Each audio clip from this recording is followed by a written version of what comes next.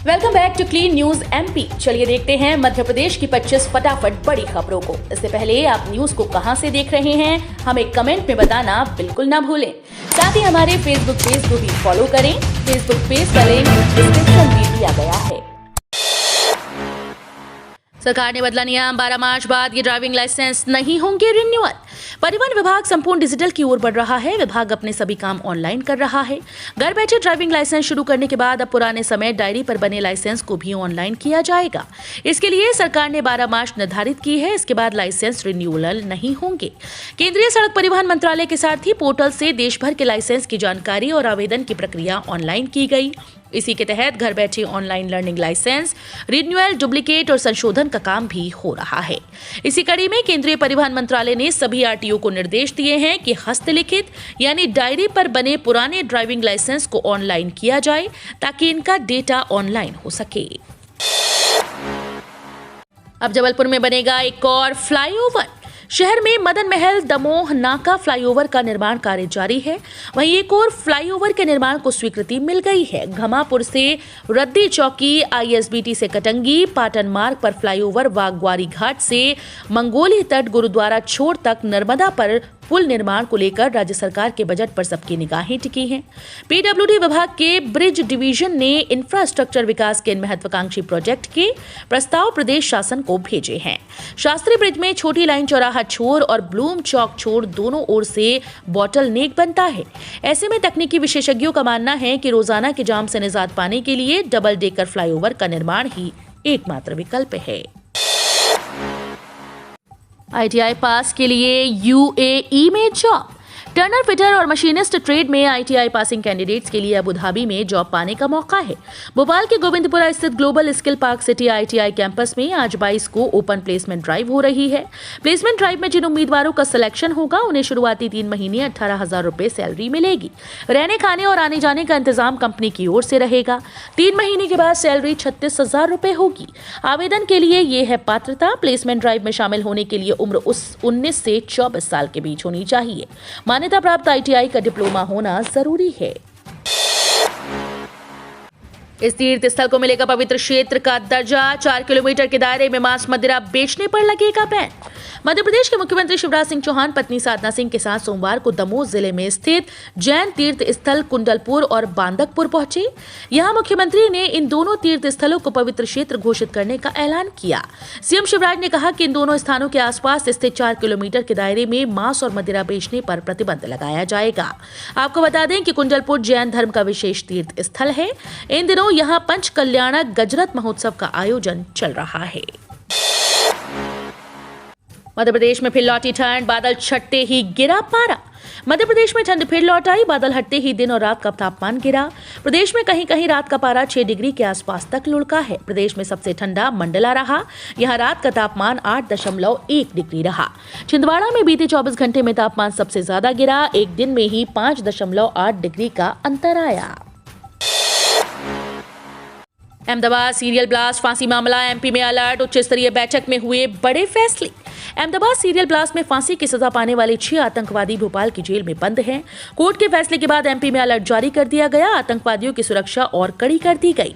गृह मंत्री डॉक्टर नरोत्तम मिश्रा ने पुलिस और जेल विभाग के अधिकारियों के साथ कल सोमवार को सुरक्षा से जुड़ी एक उच्च स्तरीय बैठक की, जिसमें कई महत्वपूर्ण निर्णय लिए गए। शिवराज सरकार का बड़ा फैसला, पेंशनर्स को होगा लाभ, कलेक्टर्स को सौंपी जाएगी जिम्मेदारी। मध्य प्रदेश के पेंशन भोगियों के लिए बड़ी राहत की खबर है। मध्य प्रदेश की शिवराज सरकार ने पेंशन भोगियों के हित में बड़ा फैसला लिया।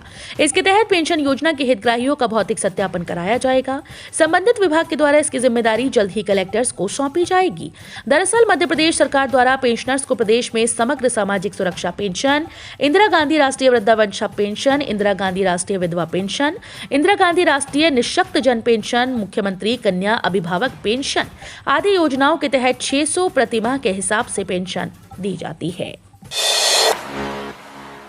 नर्मदा एक्सप्रेसवे से जुड़ेंगी 12 सड़कें, 906 किलोमीटर होगा एक्सप्रेसवे।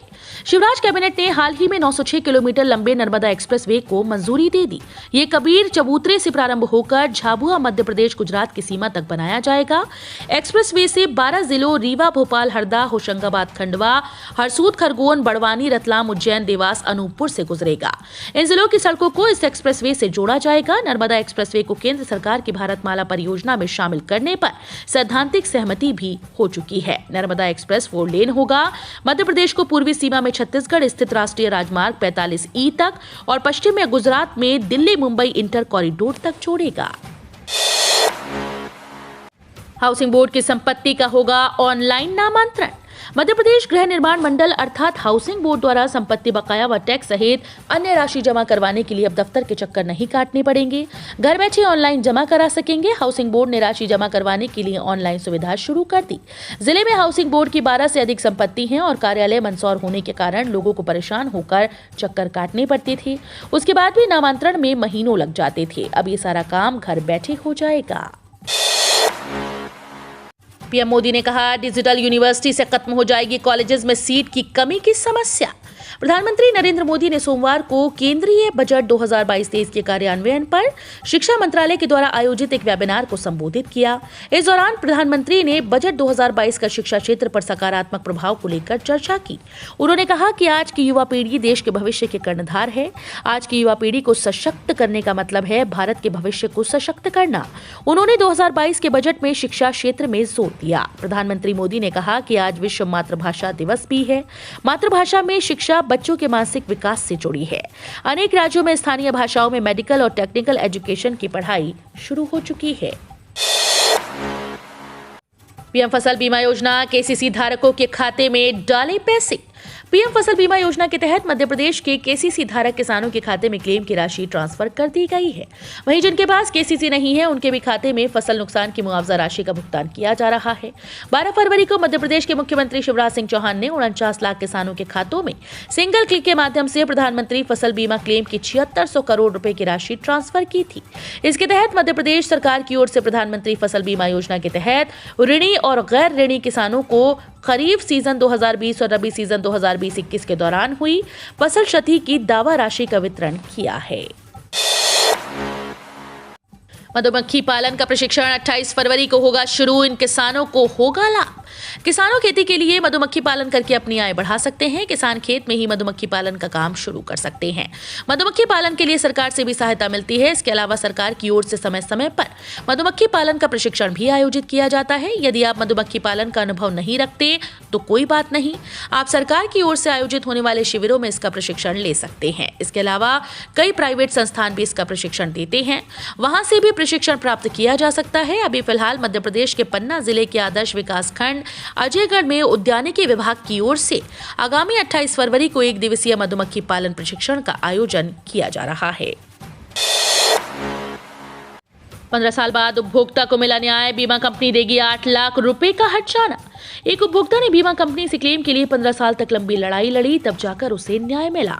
उपभोक्ता के लकड़ी के डिपो में आग लग गई थी। डिपो का बीमा कराया गया था, लेकिन बीमा कंपनी ने क्लेम देने से इनकार कर दिया। उपभोक्ता ने पहले जिला उपभोक्ता आयोग में याचिका लगाई, वहां से उपभोक्ता के पक्ष में फैसला हुआ। इसके बाद बीमा कंपनी ने राज्य उपभोक्ता आयोग में अपील लगा दी, वहां से भी उपभोक्ता के पक्ष में निर्णय हुआ। इंदौर की तर्ज पर जबलपुर को स्वच्छता में नंबर 1 बनाने विभिन्न संगठन सक्रिय। स्थानीय सुशासन, नगर निगम व स्मार्ट सिटी जबलपुर के साथ साथ इंदौर की तर्ज पर जबलपुर को नंबर 1 बनाने की दिशा में विभिन्न संगठन सक्रिय हो गए हैं। नागरिक उपभोक्ता मार्गदर्शक मंच जबलपुर ने जागरूकता प्रसारित करनी शुरू कर दी। भारतीय जनता पार्टी की ओर से विभिन्न अनुषंगिक संगठनों के साथ एनजीओ भी इस कार्य में स्वेच्छा से सहयोग देने आगे आ रहे हैं। प्रत्येक जबलपुर वासी के दिल में ये चाहत भरी जा रही है कि वो अपना शहर सफाई में अव्वल हो। इससे शहरवासियों का गौरव बढ़ेगा। समाज सेवी सिमरन का कहना है कि वे नुक्कड़ नाटकों के जरिए लंबे समय से जागृति फैलाती आ रही हैं। अब यात्री मिनटों में ले पाएंगे तत्काल टिकट। ट्रेन से यात्रा करने वाले यात्रियों को कई बार ऐसा होता है कि अचानक यात्रा करना पड़ जाता है, तो टिकट की बड़ी समस्या आती है। कई बार ऐसा होता है कि जब आपको टिकट नहीं मिलता, ऐसे में आप इमरजेंसी में टिकट बुक करने के लिए काफी मेहनत करते हैं। इसके बावजूद भी कुछ हासिल नहीं होता, तो अब आपको टिकट के लिए परेशान होने की कोई जरूरत नहीं, क्योंकि अब रेलवे ने तत्काल टिकट बुक करने वाले यात्रियों के लिए IRCTC ने एक खास ऐप लॉन्च किया है। ये ऐप IRCTC की वेबसाइट पर ही मौजूद होगा। इस ऐप के जरिए आप घर बैठे ही चुटकियों में तत्काल टिकट बुक कर सकते हैं। जल्द आएगी नई पेंशन स्कीम, इन कर्मचारियों को मिलेगा लाभ। जाने EPFO की ताजा अपडेट। कर्मचारी भविष्य निधि संगठन के कर्मचारियों के लिए अच्छी खबर है। EPFO जल्द नई पेंशन योजना लाने की तैयारी में है।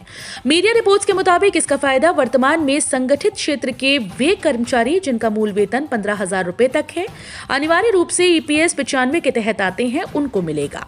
मीडिया रिपोर्ट्स के अनुसार EPFO 15,000 रुपए से ज्यादा की मंथली बेसिक सैलरी वाले कर्मचारियों को इस नई पेंशन स्कीम की सौगात दी जा सकती है। PF खाता धारक लंबे समय से ज्यादा पेंशन वाली स्कीम की मांग करते रहे हैं। ऐसे में कर्मचारी पेंशन योजना 1995 के तहत अनिवार्य रूप से नहीं आने वाले कर्मचारियों के लिए भी एक नई पेंशन योजना लाने पर विचार किया जा रहा है। 62 साल में रिटायर हुए प्रोफेसर्स को 65 साल की सेवा तक का वेतन दो।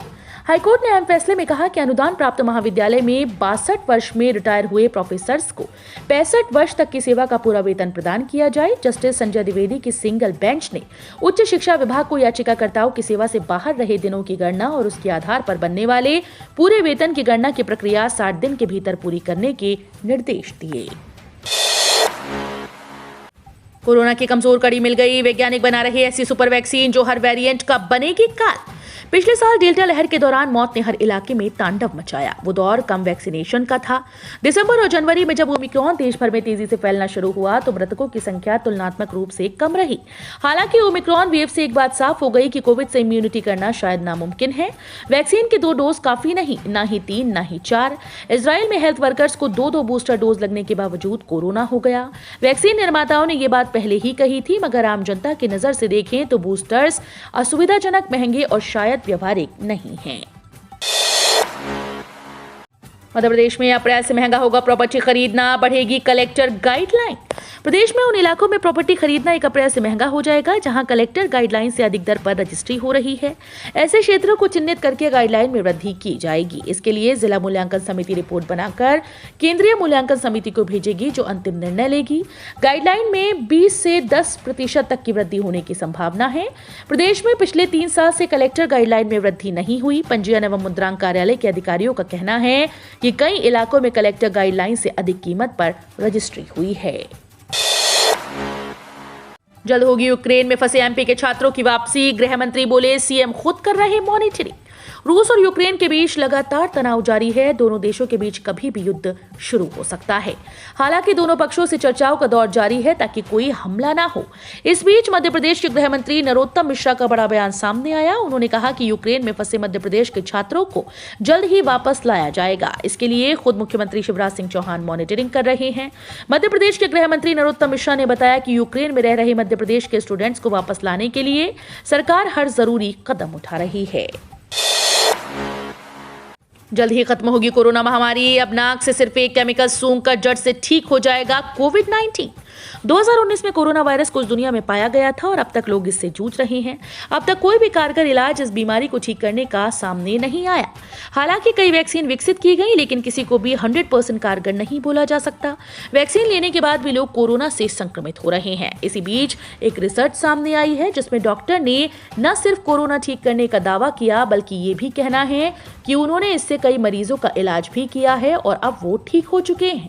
दरअसल महाराष्ट्र के महाड़ इलाके के डॉक्टर हिम्मतराव भवास्कर का कहना है कि एक केमिकल जिसका नाम मेथिलीन ब्लू है, उसे सूंघकर कोरोना से संक्रमित गंभीर मरीजों को ठीक किया जा सकता है। MP में शराबबंदी को लेकर उमा ने बोली क्रिकेट की भाषा, बैकफुट फ्रंट फुट से नहीं, बात करके समाधान निकालेंगी। मध्य प्रदेश के पूर्व मुख्यमंत्री उमा भारती ने एक बार फिर से राज्य में शराबबंदी के अपने इरादे को दोहराया और कहा कि वे यहां शराबबंदी करवा कर रहेंगी, मगर उन्होंने इस बार क्रिकेट की भाषा में बैकफुट फ्रंट फुट की बोली बोलकर इस दिशा में बातचीत से समाधान निकालने की बात कही।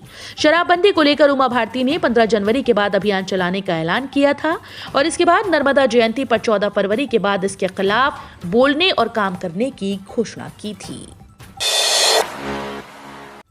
12 से 18 साल के बच्चों को दी जाएगी कॉर्बोवैक्स। डीसीजीआई ने दी आपात इस्तेमाल की मंजूरी। देश में कोरोना वायरस का खतरा भले ही कम हो गया हो, लेकिन इसके खिलाफ वैक्सीनेशन अभियान लगातार जारी है। देश में लगातार लोगों को कोरोना टीकाकरण के जरिए सुरक्षित किया जा रहा है। अब कोरोना वैक्सीनेशन को लेकर एक और बड़ी खबर सामने आई। दरअसल अब देश में 12 से 18 साल के बच्चों को भी कोरोना वैक्सीन देने की शुरुआत की जाएगी। Drug controller general of India ने भारत के बायोलॉजिकल ई द्वारा निर्मित कॉर्बोवैक्स को इसके आपात इस्तेमाल की मंजूरी दी है। आधार को लेकर यूआईडीएआई ने दिया बड़ा तोहफा। अब ये काम भी होंगे आपके आसान। आधार कार्ड धारकों के लिए अच्छी खबर है। अब आधार कार्ड से जुड़े काम में यूजर्स को परेशानी नहीं होगी। Unique identification authority of India ने देश भर में 166 स्टैंड लोन आधार एनरोलमेंट और अपडेट सेंटर खोलने की तैयारी कर रहा है। यूआईडीएआई ने बयान जारी कर इस बात की जानकारी दी। फिलहाल 166 आधार सेवा केंद्र में से 55 परिचालन में है। इसके अलावा बैंक, डाकघर और राज्य सरकारों द्वारा 52,000 आधार नामांकन केंद्रों का संचालन किया जा रहा है। यूआईडीएआई की तरफ से जारी बयान में कहा गया कि यूआईडीएआई की योजना 122 शहरों में 166 एकल आधार एनरोलमेंट और अपडेट सेंटर खोलने की है। ट्रेन टिकट की बुकिंग से लेकर बैंक खाते का बैलेंस भी बताएंगे कोटेदार। सीएससी की सारी सुविधाएं मिलेंगी राशन की दुकान पर। केंद्र सरकार लंबे समय से समाज के अंतिम तबके तक डिजिटल और वित्तीय सेवाएं पहुंचाने की दिशा में काम कर रही है। इसी के तहत इलेक्ट्रॉनिक्स और सूचना प्रौद्योगिकी मंत्रालय राशन की दुकानों या फेयर प्राइस शॉप के जरिए देश के कोने कोने तक डिजिटल और वित्तीय सेवाएं पहुंचाने को लेकर नई योजना पर काम कर रहा है। मंत्रालय अगले 1 वर्ष में पूरे देश में 10,000 से अधिक सामान्य सेवा केंद्रों को एफपीएस से जोड़ने की बात कर रहा है। तो ये थी आज की 25 फटाफट बड़ी खबरें। अगर आपको न्यूज पसंद आई हो तो वीडियो को लाइक और शेयर जरूर करें। धन्यवाद।